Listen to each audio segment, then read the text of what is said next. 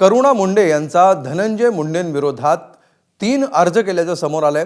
October 2020 पासून 60 लाखांची थकीत पोटगी द्यावी अशी मागणी करुणा मुंडेंनी केली आहे। धनंजय मुंडेंकडून धमक्या आणि छळ सुरूच आहे। करुणा मुंडेंनी कोर्टामध्ये याबाबत तक्रार दाखल केलेली आहे। ऑक्टोबर 2020 पासून 60 लाखांची थकीत पोटगी द्यावी अशी मागणी करुणा मुंडेंनी केली आहे।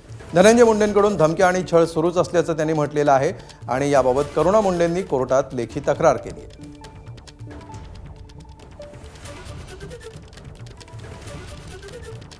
आमच्या वकिलांनी 3 पिटिशन टाकलेले आहे। जे आमच्या 2 लाख रुपये देण्यात आलेला आहे त्याच्यासाठी जे पिटिशन दाखल केलेलं आहे, धनंजय मुंडेची जे आमदारकीच्या केस तुम्ही टाकलेला आहे रद्द करण्यासाठी, ते तुम्ही माघार घ्या, हे डोमेस्टिक व्हायलन्स माघार घ्या अशी सगळी मागणी करून मला धमकी देत आहे।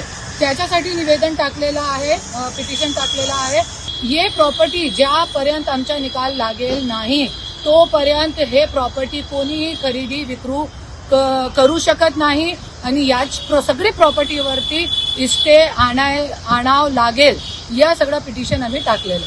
जय हिंद। एबीपी माझा, उघडा डोळे बघा नीट।